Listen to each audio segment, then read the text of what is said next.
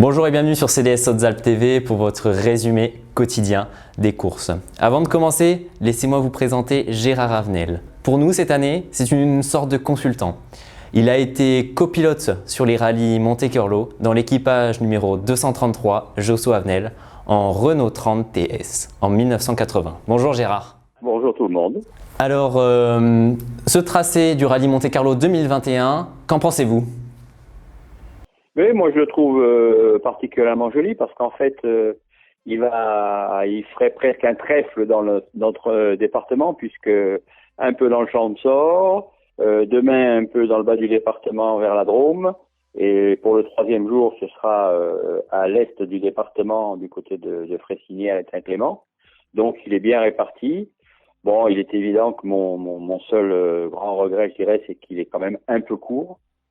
Moi qui étais habitué à des rallyes un peu plus longs, oui, des rallyes beaucoup plus longs dans l'époque, et là des spéciales de 20 km, ça me semble effectivement un peu court. J'ai calculé toutes des spéciales de 20 km, des refaites deux fois à chaque fois. Bon,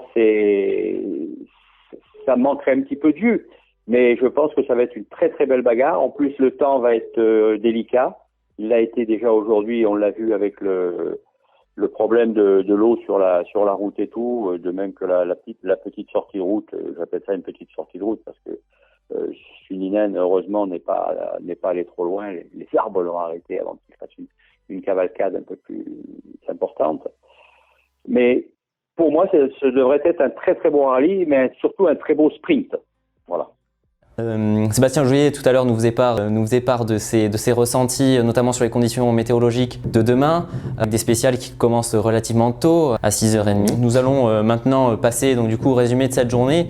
En première position, Ott Tanak, avec en seconde position Rovanperä à 3 secondes de Tanak, en troisième position Evans, en quatrième Neuville et en cinquième position le Haut-Alpin Sébastien Ogier qui arrive à 16 secondes 9 de Tanak. Est-ce que vous avez pu observer, il a eu un petit problème de frein, que vous trouvez que cela l'a pénalisé? Est-ce que vous pensez qu'il arrivera à rattraper son retard? C'est-à-dire que de toute façon sur un Monte-Carlo, bon c'est sûr que même sur un Monte-Carlo court comme on va avoir, les moindres secondes sont importantes, ça c'est clair. Mais il y a tellement de pièges dans un Monte-Carlo, on l'a vu donc avec Suninen qui mord un peu sur la bande blanche semble-t-il et la voiture part en dérive et mord dans le talus. Ça peut arriver à tout le monde ce genre de pépin.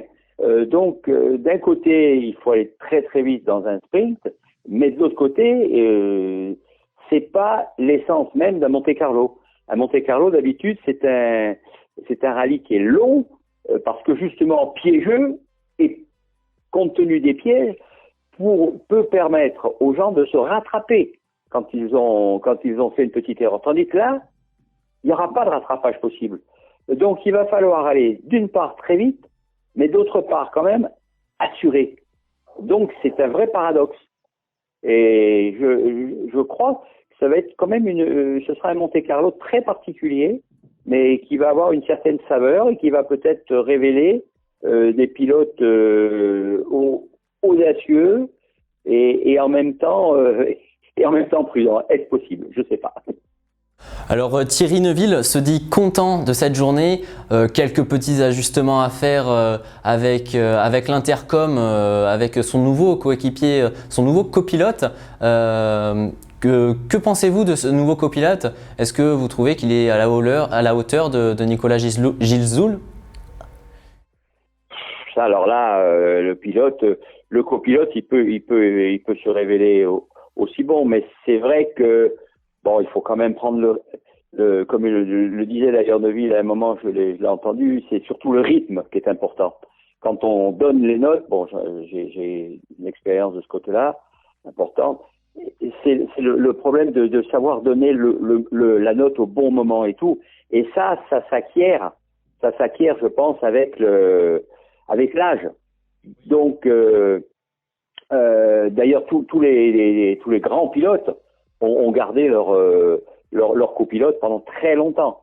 Je n'ai connu qu'un seul pilote, mais ça c'est très ancien, c'était François Piot, qui lui considérait à cette époque-là, je dis bien à cette époque-là, et où le rallye n'était pas aussi performant, puisque c'était plus des épreuves de longue haleine que des sprints, considérait son copilote comme un sac de sable.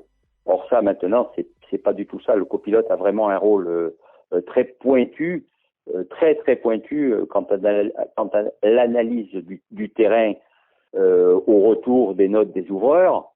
Il doit savoir, il doit pointer sur son cahier et tout les pièges qu'il va y avoir. Et là, d'autant plus, comme on en revient à la question précédente, d'autant plus dans ce sprint piégeux.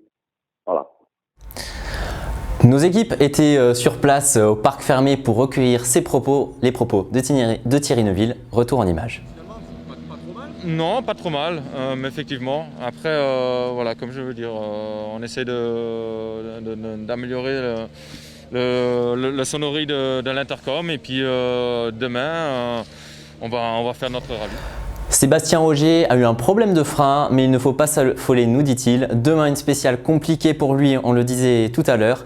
Tout de suite, ses impressions pour la spéciale de demain. Il y a des chances que ce soit très compliqué, ouais. La première spéciale déjà, avec 10%, 10 km sur l'asphalte, ensuite 10 km neige et glace. À 6h30 du mat, ça va certainement être compliqué, on va pas y voir beaucoup. Et puis la suivante est aussi très étroite, assez compliqué je pense. Donc c'est sûr que la route est longue et qu'il va falloir trouver le bon rythme demain. Malgré ce souci de frein, j'étais quand même un petit peu sur la défensive malgré tout. Et c'est sûr qu'il va falloir que je me lâche un petit peu plus aussi. Et voilà, votre résumé est maintenant terminé. On se donne rendez-vous tous les matins à 6h pour votre résumé quotidien des courses.